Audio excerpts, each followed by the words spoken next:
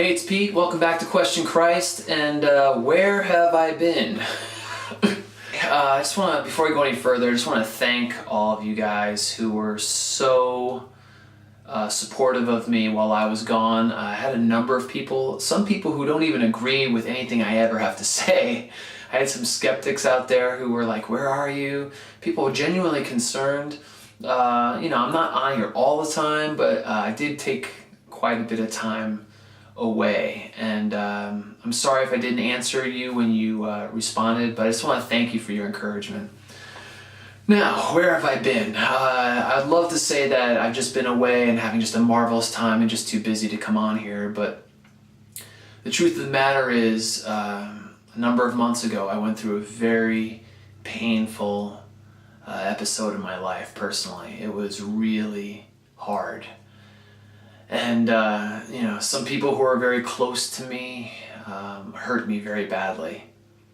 And, it wasn't like someone called me a name. It was a pretty bad situation. And I was, if anyone's ever gone through that, you know how this could just knock the wind out of you. And it really did for a while. So that's why I wasn't on here, because I was in no state to be on here. But it really kind of messed me up for a while. But there was something that God showed me in it, and that's what I want to talk to you guys about today as I come back to YouTube. When you ever go through something like that, where someone's really hurt you like that, most people, your friends, your family, even counselors will say to you, you have every right to be mad. Every right. And that's true. You should never stuff your emotions down. You should feel those emotions. But then it could go to another level where you, even though you're saying you're trying to forgive and you genuinely feel like you are, you're going to hold on to this right to just get mad at the littlest thing when it comes to these people that hurt you. And so I was trying to forgive, I was trying to let things go, but I always was holding on but I have every right to feel this way, and I have every right to blast you because of what has happened. And sometimes it was fair and sometimes it was unfair, but I was holding on to that. So the other problem was that I wasn't praying at all. I was in like a catatonic state most of the time. I was really kind of a mess. I usually have a regular prayer life, and I just finally said, I'm just too tired. I don't feel anything. I don't feel God's presence. So I just kept on putting it off. I refused to talk to God. I refused to pray to God. And deep down, I was saying to myself, you know what? I pray all the time. God, why can't you just meet me here right now where I'm at? Because I can't do it right now. And so I wasn't mad thinking God did this to me, but I felt like I was kind of mad that God just wasn't coming rushing in and just letting me feel his presence. Like I had to work for it. And I'm just like, I just can't right now. But I never attempted to talk to God or pray or anything like that. And again, I was holding on to my right to be mad. So the thing about God is that he is not going to force himself into our hearts, even if we're Christians. If we have filled our lives and our hearts with things that are not of him, he's going to let us hold on to that until we're ready to drop it. And that's what happened to me. I even though I was saying I was trying to forgive, I think one of the reasons why I didn't pray was because I knew that I was going to have to fully surrender my rights to be mad. Not that I'm not hurt, not that I need to get through things, but I would have to stop being in control of judging other people. And I wasn't ready for that. I don't think I knew that consciously, but subconsciously I think the reasons why I was avoiding prayer was because I knew Jesus was going to say, okay, well, are you done with that? You want to drop that? It's like I have peace, I have healing in this hand, but you're going to have to let go of this other thing if you want to grab for that. Yeah, it's kind of like this leap of faith where, all right, let go and come on over here, and I'll help you take out the trash in your heart, But I wasn't ready to do that right away. And then finally, in about a month after this happened, I remember the day, I was so messed up. It was like so much pressure from the outside just pushing on me, and I was just about to implode. And finally, after like a month of not praying, I just fell on my knees and I said, God, I can't do this anymore. I can't carry this anymore. It's just too much for me.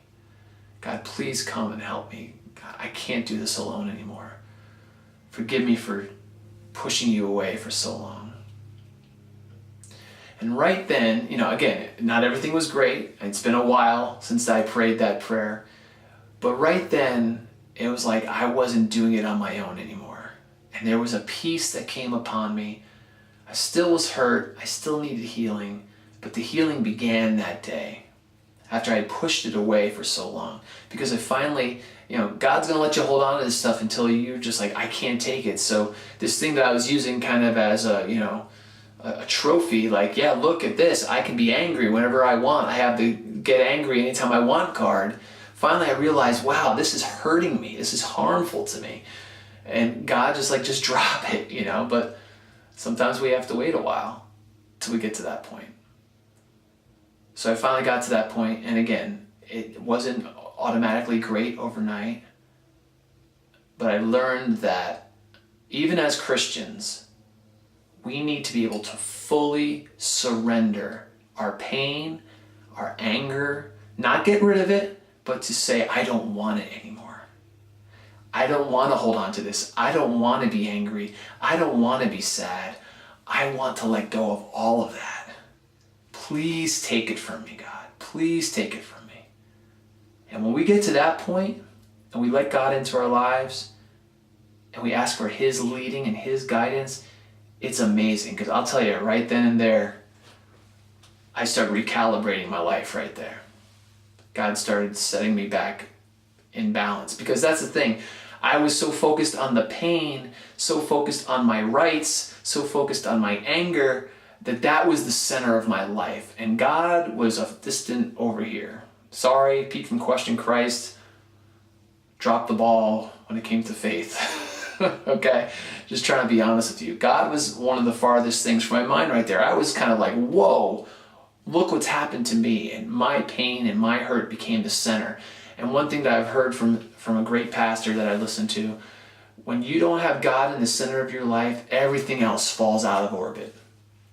And that's what started happening. And as soon as I placed God back in the center, it wasn't great. There was still a lot of hurt, but it was amazing how things just started flowing again, and life started coming back to normal. So anyway, that's the short, somewhat short version of what's gone on. I am going to be trying to come back on a regular basis. I'm going to try to do a video a week. I still have 2 young kids. It's still the end of summer, but I am going to try to do that. But again, I just want to thank you for the encouragement. And for those of you who sent me a video or sent me a message and you just didn't know, you're just like, I think I should just do that. I just want to let you know, I got some of your messages right at the moment where I was the most hurt and the most discouraged. So God used you in a mighty way, and I want to thank you, even you atheists out there. So anyway, I'm back. Thank you for your patience, and hopefully every week we'll have a new video. And talk to you soon. Thanks.